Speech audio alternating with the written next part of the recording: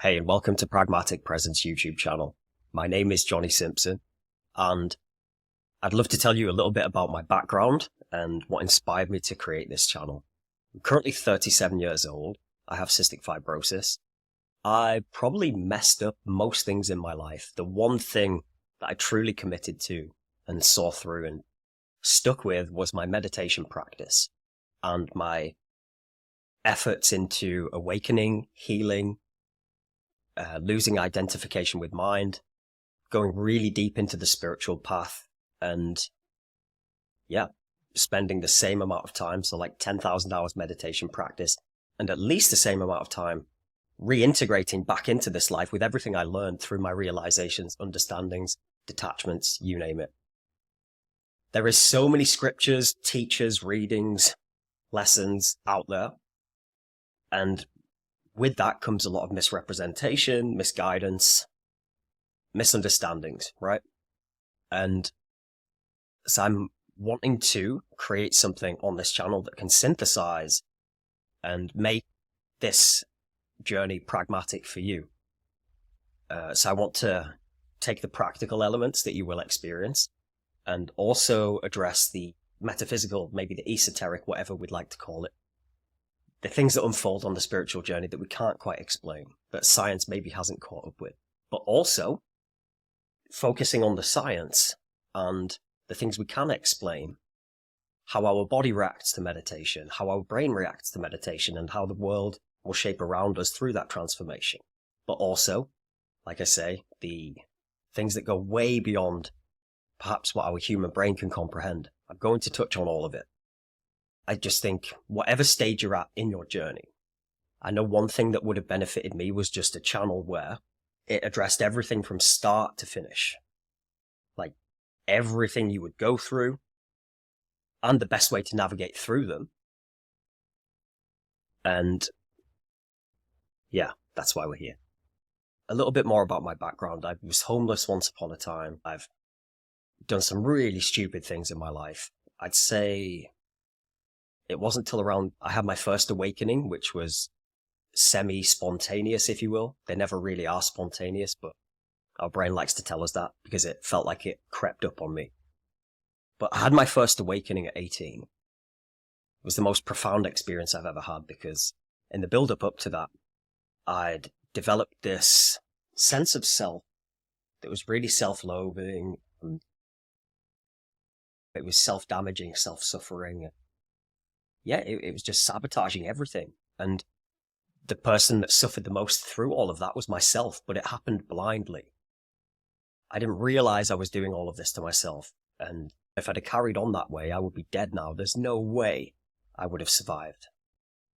So yeah, thankfully I was blessed with my first spiritual awakening. And overnight I went from not doing any of my medication. I need to do hours of medication a day. I need a high calorie surplus. I need to live a really healthy lifestyle to manage my cystic fibrosis. I wasn't doing any of that. I was taking drugs. I was in the wrong crowd. I had a criminal record. I was doing loads of dumb shit. I was a kid. I didn't know any better. I spent years in hospital, and I always felt like I'd never truly had a say in what happened in my life. So as we do, we rebel against those things that we feel we have no control over.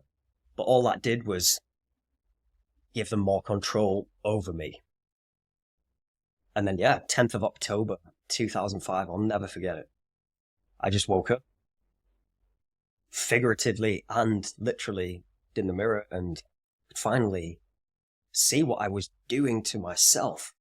And with that instant realization, everything, all the bad habits that I had, just disappeared. Couldn't explain where this sense of peace or drive or clarity had come from. I just knew that it came from something far greater than what I thought was me. And it came with a lot of earth-shattering realizations. It happened so quickly. And in the space of 24 hours, I went from not doing anything to take care of myself to I joined the gym. I was eating healthy, doing my medication, turned my entire life around. And then that made me want to start looking into all of that stuff more. But at the time, there was no real resources. I was like a 18, 19-year-old kid. This awakening had just happened.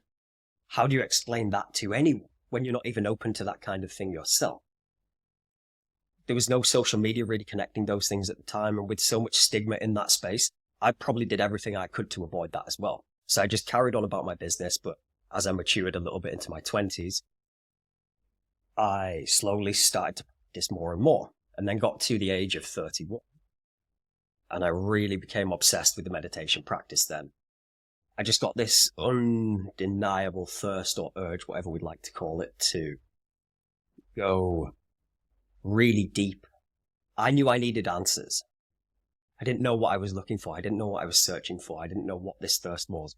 Therefore, it was very hard to quench that thirst. And I'm going to explain more about that later. Yeah, I then spent 5 years putting my meditation, introspection, studying everything about how I react, every thought process, studying myself. Like, it got to the point where I would spend every second of every day that I had spare paying attention to my inner world. And the change that came through that, wow, it was arduous. It's the hardest thing I've ever done. It was the hardest thing you ever do too. A lot of you are probably already experiencing that. I have nothing but love for you. But there was only one way to do it, and that was through. And so I started reading more and more, started listening to the typical things. We look for teachers, we look for help, we look for people who are in the same situation as us. And I know if I'd have had that at 19, then I'd have probably had, and I'm cool with this, that it can only happen one way for all of us. But if I'd have came across a channel like this one is going to be at the age of 19, I know my journey probably would have been a lot less arduous. It probably would have happened a bit quicker, but I would have just felt support and less alienation. And yes, it would have probably just been not just easier to ride the storm, but I would have learned to ride the storm quicker. I don't have any regrets on any of it. Like I say, now we're at this point. I'm just out the other side of some more health issues, and I don't want to waste this opportunity while I'm healthy again, because the level of consciousness that meditation and everything brought me to, too many people are missing out on. Is it my role to force anyone to do that? Absolutely not. But if I can leave a trail of, shall we say, truth that is shared by all of us, but needs to be discovered by more of us, then I absolutely need to do that. I'd be selfish to keep this stuff to myself.